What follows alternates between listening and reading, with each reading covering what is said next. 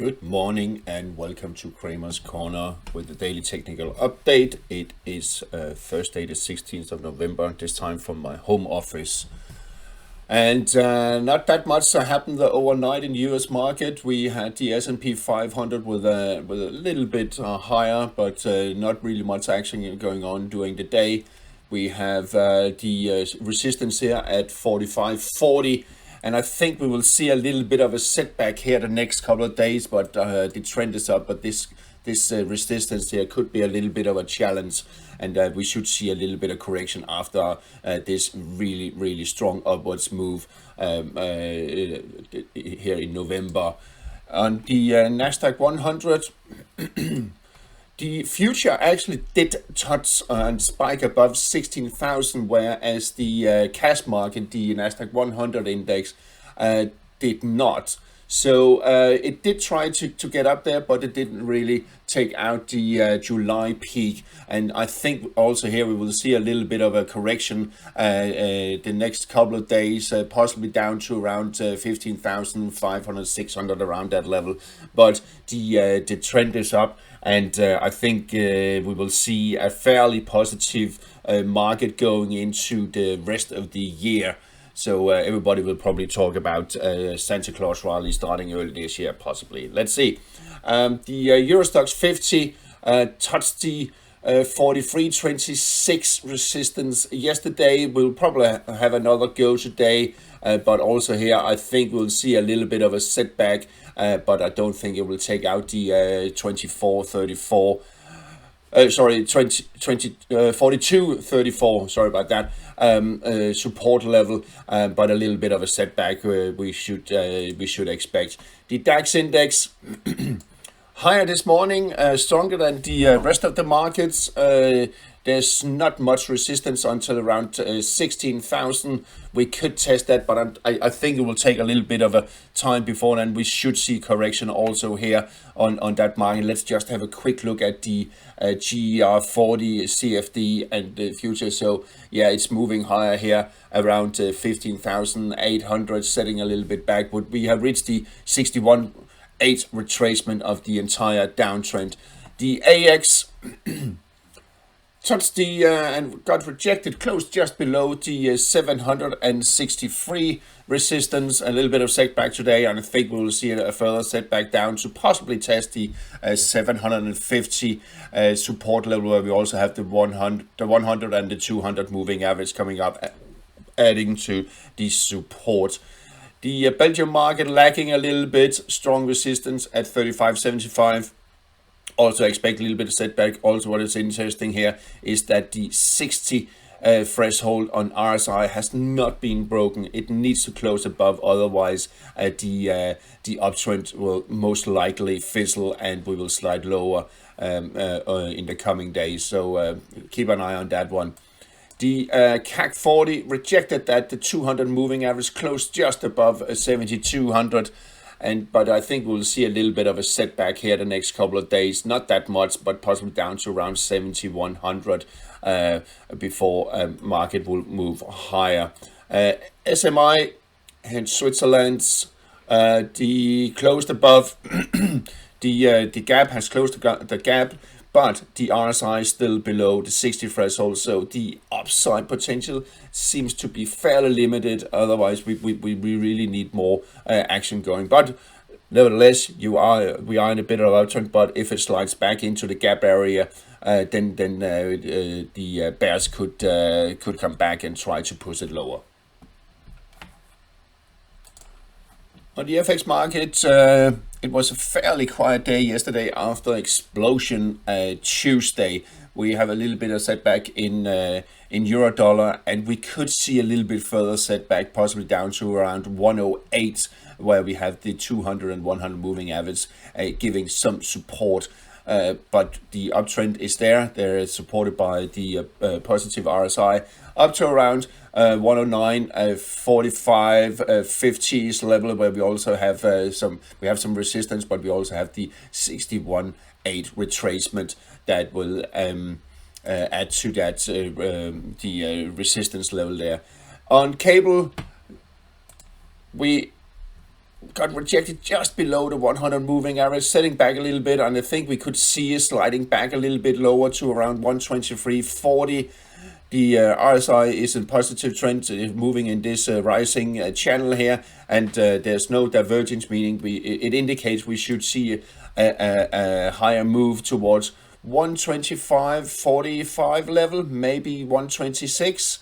And then I think we could maybe see a little bit of a stretched uptrend. I'm not quite sure. I don't think we will get all the way up to 127, but let's see. It could happen. Again, you should trust the dollar yen seems to be in a bit of a limbo, really. It retraced 61.8 to just above the 150 level, but it is the 152 it really needs to take out for further upside and momentum. I think we will be caught range bound here for a few more days, possibly weeks, in between 152 and 149. So it is really the euro yen that is still moving the market. Broken higher yesterday, following through today. The RSI is a little bit stressed around 75, but there's no divergence. I think we could see it peaking out short term around 165, and then I think we'll see a bit of a correction before actually moving even higher again towards 100 and 170. There's really not much resistance until then. Aussie yen touched the 2022 peak around 98.55. Again today also, so expect a little bit of a volatility going on here. We still have bullish trend on the RSI, so we should see higher levels, but a break above and preferably a close above that will really give it more upside potential. Let's have a look on the weekly. What does it say? Well, it's not really. Yeah, it is moving higher. It's very close to. Yeah, it did touch that resistance there. So maybe a little bit of a setback before moving higher on Aussie yen. The Aussie dollar rejected once again at 65.22, and expect a little bit of a setback. And I think we could be caught range bound between 64 and 65 and a quarter. But there is room up to 66, where we also have the 200 moving average coming down. On the dollar index, that got really sold off here Tuesday, found some support around the 100 moving average and around the 38.2 retracement, just around 104. We are in a downtrend, and there is potential down to around 103, 102.86, where we have some strong support, possibly dipping down below the 200 moving average before we see a stronger bounce back. Gold is slowly ticking higher, and I believe we will see a test of the 61.8 retracement at 1980 fairly shortly. We were not far off yesterday, but I think we will move higher and also towards the 2000 here in possibly a few days. So a fairly strong bounce in the gold market. The silver.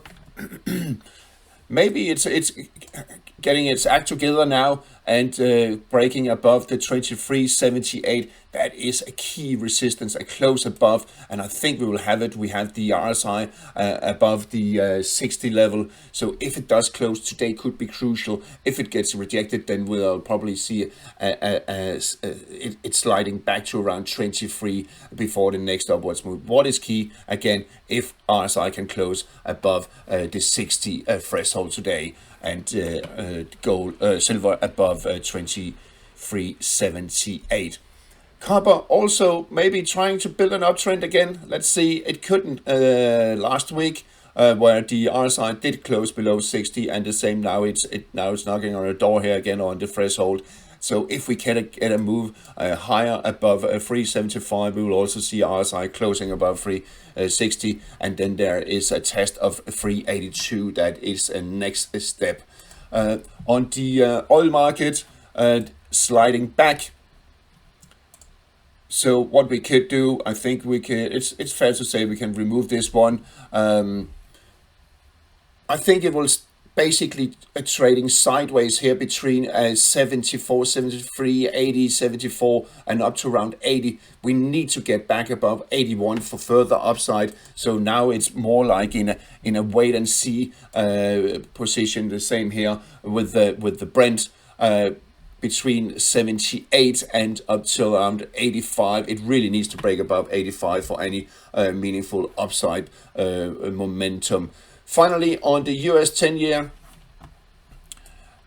bouncing back yesterday. Can it get back up of this rising trend line here? That could be the key next couple of days. And what is really key, I mentioned so many times, the RSI is still not below 40, hasn't closed below 40. So there's still a slight possibility. There's still a possibility that this is a very short-term corrective downtrend. We are still in the cloud. We haven't broken below, so there is still there's a chance for or risk of higher rates. What is also interesting here is the US 10-year future. Again, 108.27 key resistant level, and also RSI is still bearish. So that's something to watch out for here the next couple of days. All right, that's all for today. Have a nice day and happy trading.